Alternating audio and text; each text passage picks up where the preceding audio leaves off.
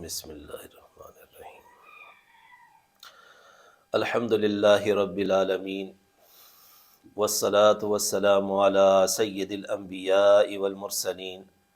وعلی آلہ واصحابہ اجمعین، اما بعد، السلام علیکم ورحمۃ اللہ وبرکاتہ۔ معزز سامعین گرامی، آج میں نے آپ کے سامنے رمضان المبارک کے حوالے سے کچھ باتیں عرض کرنی ہیں۔ اس سلسلے میں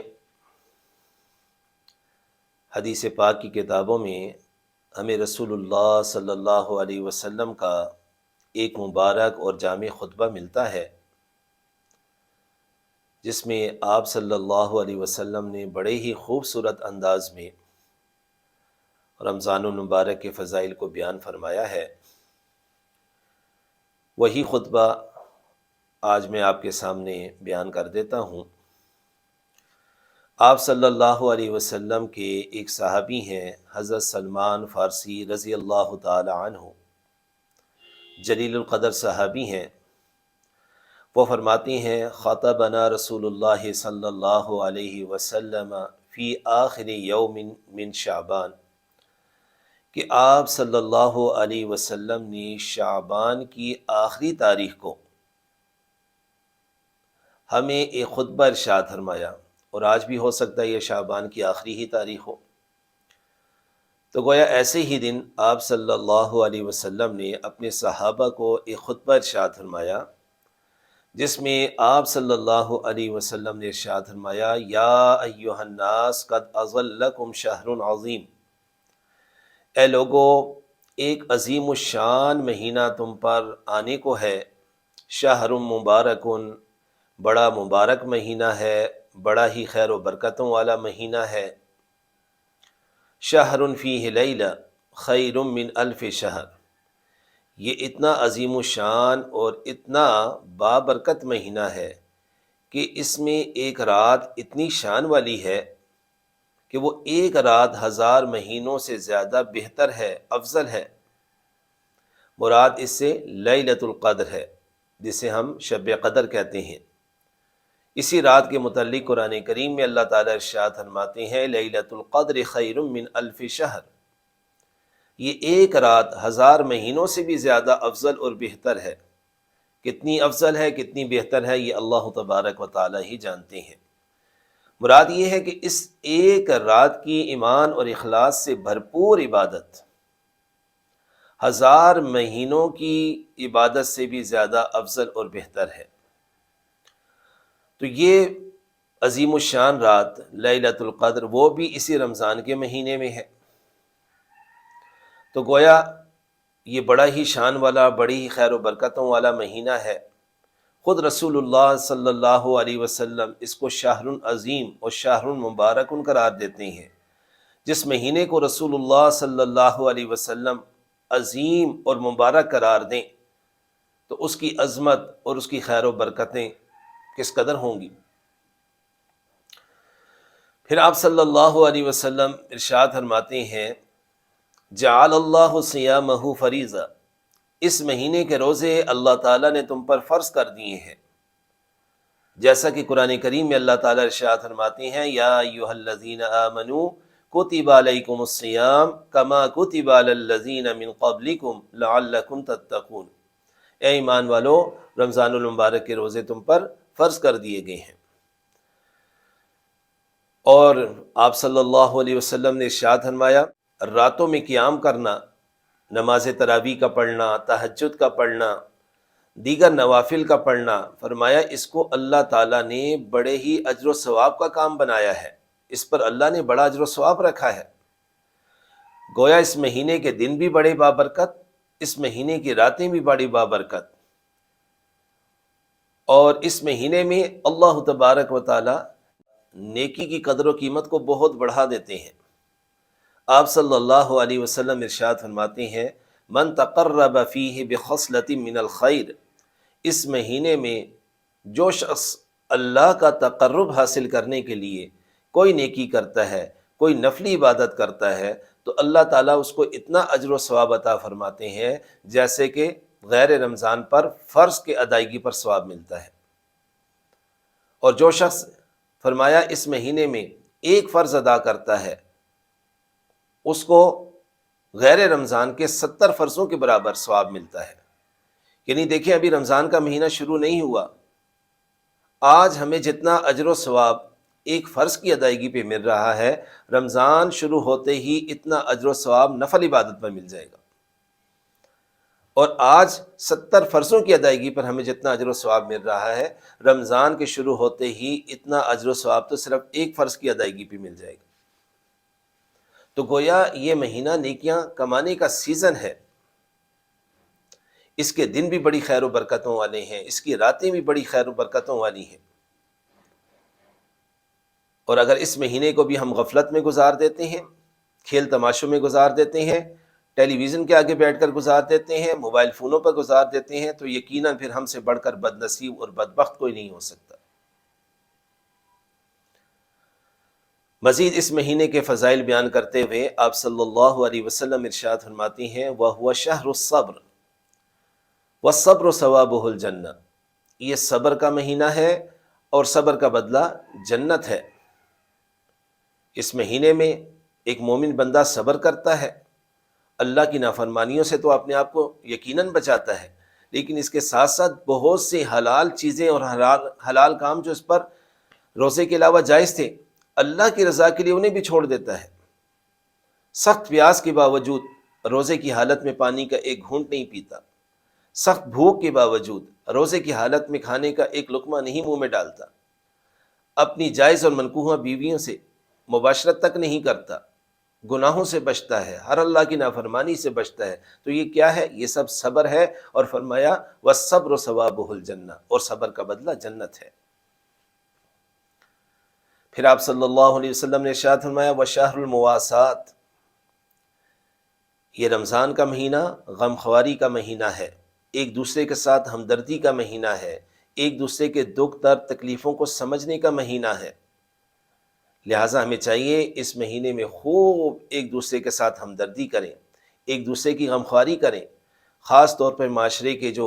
غریب مسکین لوگ ہیں، کمزور لوگ ہیں، غریب ہیں، مسکین ہیں، بیوائیں ہیں، یتیم ہیں، ان کا خصوصی طور پر اس مہینے میں ہم خیال رکھیں۔ مزید آپ صلی اللہ علیہ وسلم ارشاد فرماتے ہیں وَشَهْرٌ يُزَادُ فِيهِ رِزْقُ الْمُؤْمِنِ، یہ وہ عظیم الشان مہینہ ہے جس میں مومن بندے کے رزق کو بڑھا دیا جاتا ہے۔ چند گھنٹے تو اللہ تبارک و تعالی مومن بندے کو بھوکا پیاسا رکھتے ہیں، لیکن اللہ تعالیٰ پھر اس کی مہمان نوازی بھی خوب فرماتے ہیں۔ آپ خود دیکھ سکتے ہیں ایک غریب سے غریب گھرانے کے اندر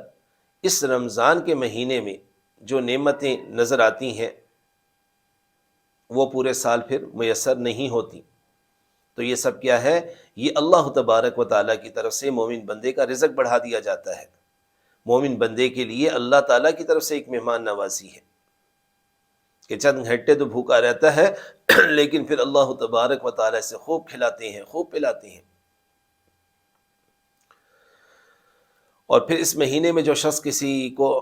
افطار کراتا ہے اس کا اجر و ثواب بیان کرتے ہیں آپ صلی اللہ علیہ وسلم کہ جو شخص اس مہینے میں کسی روزہ دار کو افطار کراتا ہے اللہ تبارک و تعالیٰ اسے 3 بڑے بڑے انعامات سے نوازتے ہیں۔ وہ 3 بڑے بڑے انعامات کیا ہیں؟ ایک فرمایا کہ اس کے گناہوں کو بخش دیا جاتا ہے، دوسرا اللہ تعالیٰ اس کو جہنم کی آگ سے آزاد فرما دیتے ہیں، اور تیسرا جتنا اجر و ثواب سارا دن روزہ رکھ کر ایک روزہ دار نے حاصل کیا اتنا ہی اجر و ثواب اللہ تعالیٰ اس افطار کرانے والے کو بھی عطا فرما دیتے ہیں، اور روزہ دار کے اجر و ثواب میں کوئی کمی بھی نہیں کی جاتی۔ آپ صلی اللہ علیہ وسلم کے صحابہ نے جب روزہ دار کو افطار کرانے کا یہ ثواب سنا تو پریشان ہو گئے، کیونکہ آپ صلی اللہ علیہ وسلم کے اکثر صحابہ مالی لحاظ سے بڑے کمزور تھے، ہر ایک کی طاقت میں نہیں تھا کہ کسی روزہ دار کو افطار کرا سکے۔ تو آپ صلی اللہ علیہ وسلم کی خدمت میں وہ عرض کرتے ہیں یا رسول اللہ صلی اللہ علیہ وسلم،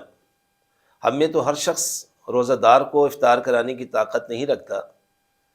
یعنی ان کے پوچھنے کا مقصد یہ تھا،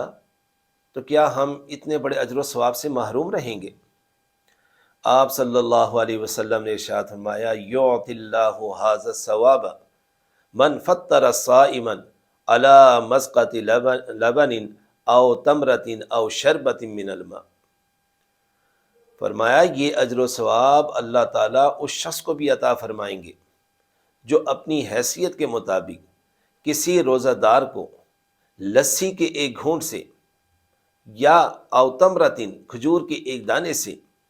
او شربت من الماء یا پانی کے ایک گھونٹ سے افطار کرا دے گا، اللہ تعالیٰ یہ ثواب اس کو بھی عطا فرمائیں گے۔ ایک بندہ ہے، اس کی زیادہ طاقت نہیں ہے، وہ کسی روزہ دار کو لسی یا دودھ کے ایک گھونٹ سے افطار کرا دیتا ہے، یا کھجور کے ایک دانے سے افطار کرا دیتا ہے، یا پانی کے گلاس سے افطار کرا دیتا ہے، فرمایا اس کے لیے بھی یہی تینوں انعامات ہیں۔ اللہ تعالیٰ اس کے گناہوں کو بھی بخش دیں گے،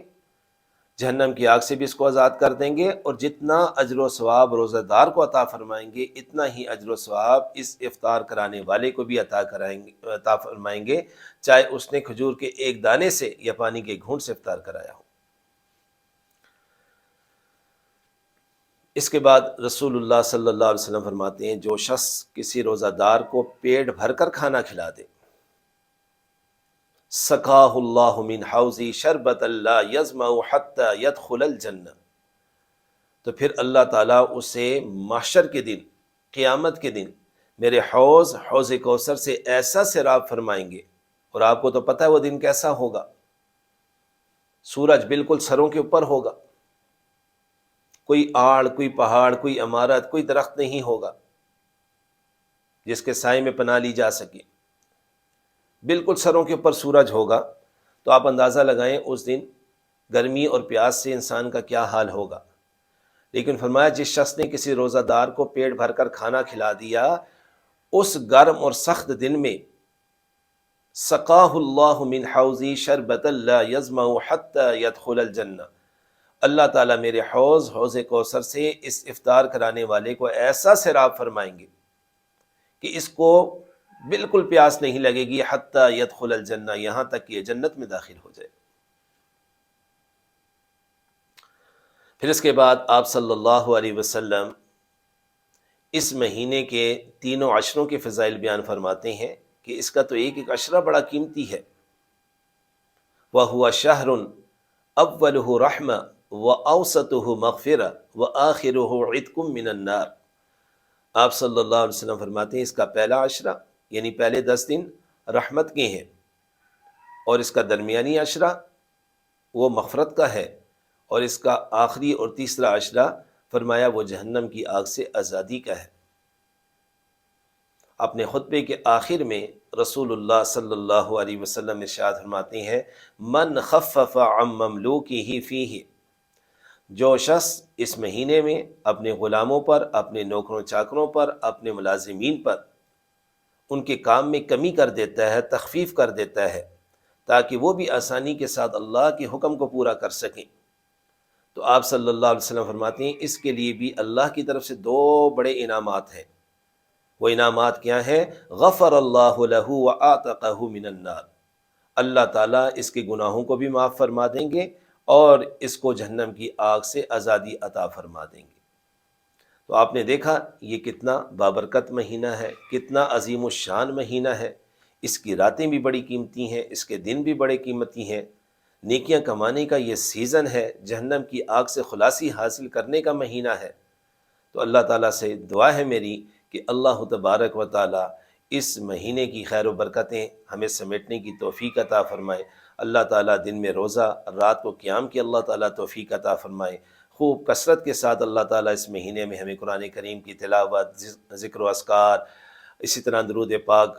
ان سارے نیک اعمال کی اللہ تعالیٰ اس مہینے میں ہمیں خوب توفیق عطا فرمائے۔ وآخر دعوانا الحمد للہ رب العالمین۔